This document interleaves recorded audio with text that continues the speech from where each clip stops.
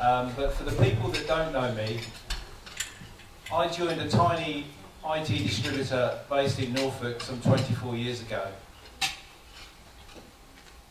And after 4 years in sales, I was relocated into the office as a product manager with one specific task in mind, and that was Darren, evolve our business. Over the next few years, we'd bolt on a number of divisions, make 12 acquisitions, and set about transforming a tiny IT distributor into an audiovisual group. Today, approaching 300 million and operating in 7 countries. Just after ISE 2 years ago, I was presented with an opportunity.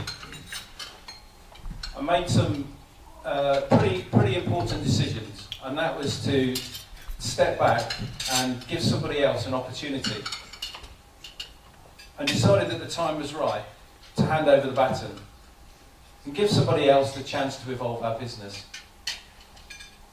On hearing my news early last year, Brian asked me to do this today. So today, I'm going to share with you 10 of the most important lessons that I've learned in my career. And I want you to feel, see, and hear what it's like to make mistakes, learn from them, and still become extremely successful. I hope that it opens your mind and you too can relate to and identify with similar circumstances. I believe that we all make mistakes and we all make lessons, and we all learn lessons even. But I managed to turn a lot of my lessons into opportunities and then realities. So I know that many of you in this room will have first-hand experience of some of these. So I hope that you can enjoy some of the lessons I've learned, and I'll pose you some questions along the way.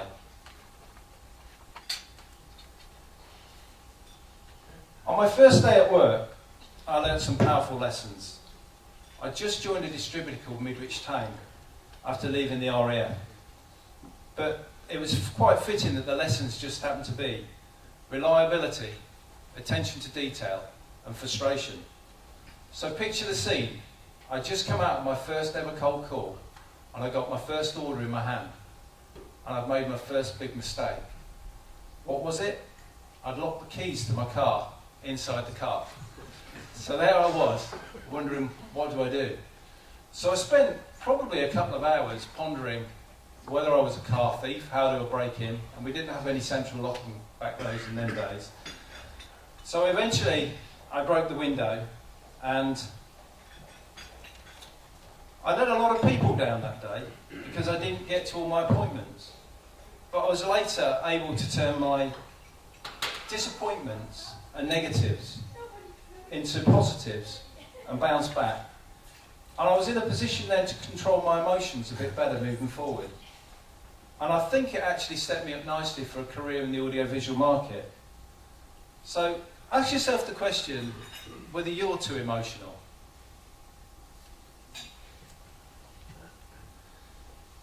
I always imagine the audiovisual market as being a long corridor full of doors, and each door represented an opportunity.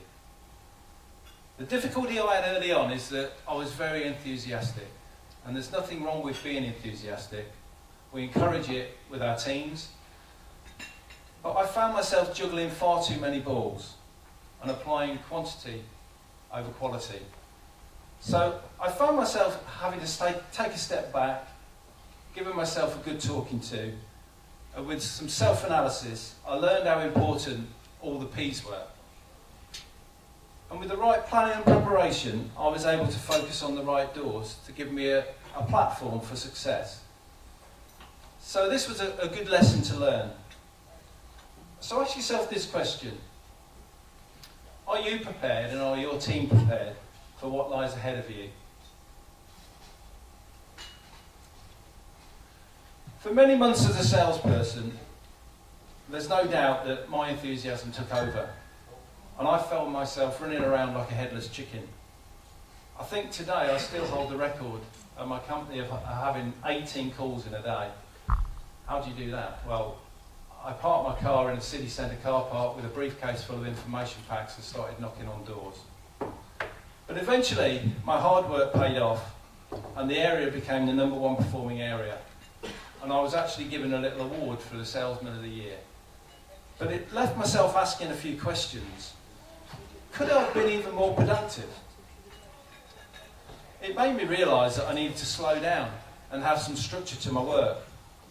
I needed to replace quantity with quality, and that allowed me to have more of an impact moving forward. So ask yourself the question, are you being productive enough, and are your team being productive enough? It's very important, if you want to be creative, to have an open mind.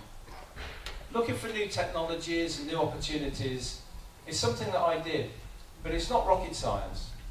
3D, LED, 4K, technical, audio, all the solutions are out there, but it's not always about the technology.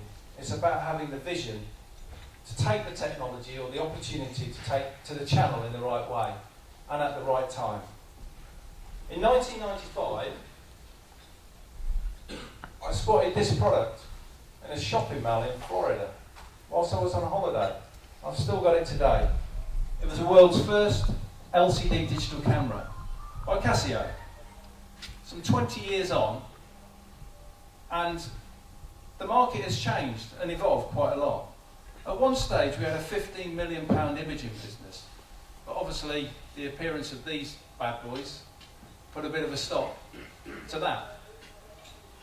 It was when I tried to land my second brand though, that my weakness came out and I learned my lesson. Although we did get the camera deal, we ended up walking out the meeting with probably one of the most important technologies of my career. And there was an element of being in the right place at the right time. But the mistake I made was that I thought I knew it all. I do owe a great deal to somebody that I still think of as a friend today, and that was a guy called John Boyle at Sanyo, who convinced me that we could take projectors to our existing IT channel. And there's no doubt that this was a real starting point in my business management career. It opened my mind forever, and to see opportunities in a different light, to see the bigger picture, and it was certainly the day that I evolved as a person. And there's some key messages today here on the bullets. So ask yourself a question. Are you embracing enough opportunities? And are you future-proofing your company? So from the beginning, from that shopping mall experience, I just kept evolving the business to where it is today. Whether it was bolting on technologies, moving into different channels, or acquiring companies. We had one common goal, and that was to differentiate and offer a complete solution. Having learned a valuable lesson from John, I must say that I've met some amazing people in this audiovisual market. And there's a lot of people in this room today. I can't thank a lot of them enough, really, for the help that they gave me.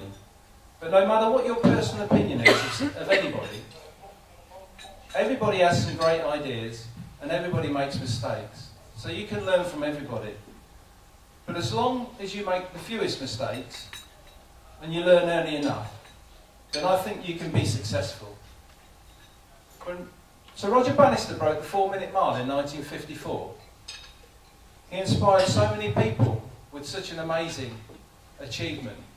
So much so that it only lasted 46 days. In the same way, I learned to keep my ears open and learn from others.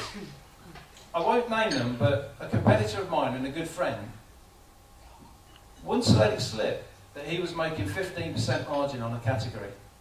Now, for any of the resellers in this room, that was quite a while ago. It basically, though, gave me an instant new goal, and that is I wanted to make 20%.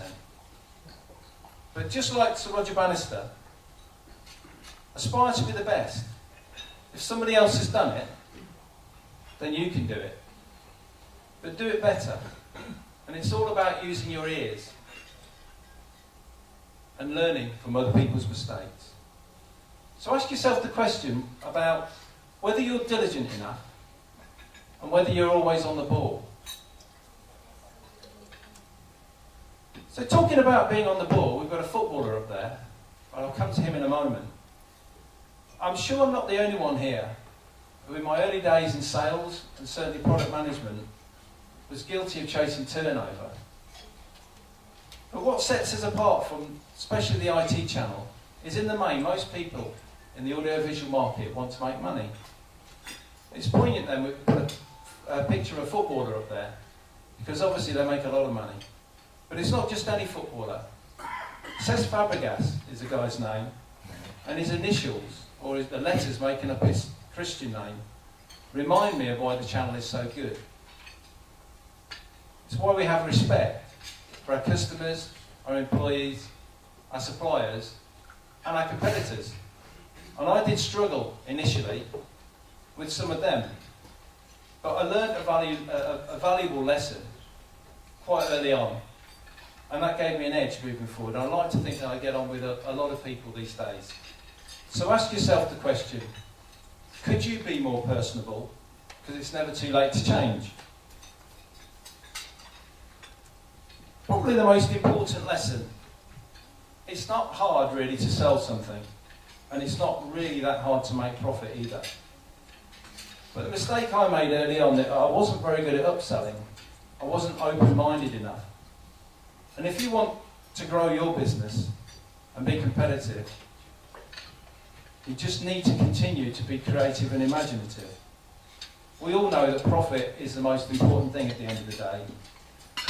But if you work with the channel, with everybody in the channel, then there are a number of ways to increase your profit. Thinking both inside and outside the box. Step back, be open-minded. So, ask yourself a question about whether you're continually looking at ways to make more profit, because they're out there. Probably the most important word in business for me, and that's identity. In the early stages, when I joined the company, I made a mistake that I wanted to be like others. I aspired to be like my boss. And there's nothing wrong to be like your boss. We all love it when people say, can you help me? It's great what you do, etc. We encourage that. But the lesson I learned very quickly was that gaining recognition is very, very important. And being individual, as well as a team player, enables you to stand out from the crowd. I never looked back, really, when I realised that having your own identity was so essential. To be different, unique, and likeable. And to make sure you're not in the background. So the question I wanted to ask really is, could you or your team be in the foreground more? Positivity. It's already been mentioned today. What's wrong with being positive? Anyone? When most of us join a company, there's no doubt that we're overconfident and can be quite annoying at times. And I know that when I joined the company, I'm sure that when I used to make my 18 calls a day and phone up every 5 minutes, I was quite annoying. But I was lucky enough to take on board criticism and change. But it doesn't cost anything to be positive. To be honest, it was one of the lessons that I learned from somebody else. I had to work with one or two boring people in my time. I'm not going to name any names, but they were actually an inspiration to me because I gained a lot of energy, day in, day out from them. And it's a cliche that people buy from people. But I believe that people buy from positive people. And the audiovisual market has some amazingly positive people. And a lot of people in this room.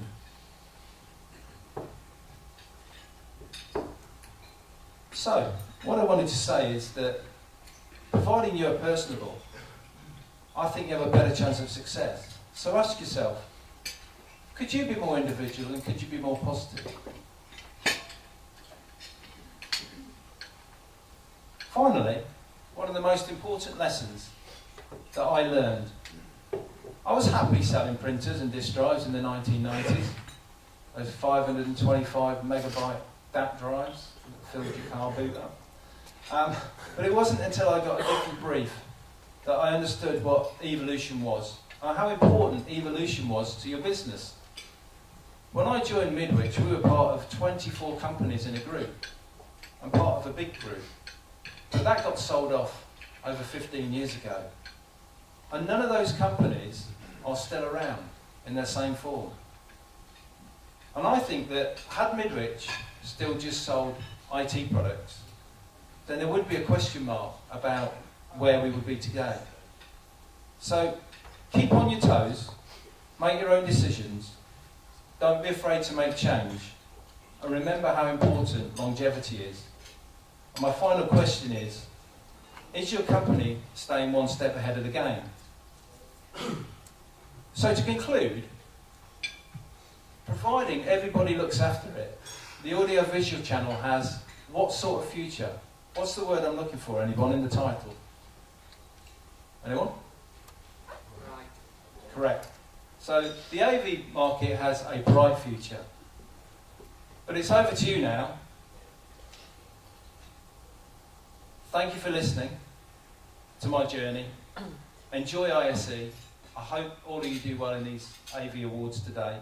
And if you want to join me for a beer at some point, that'll be fantastic. Thank you.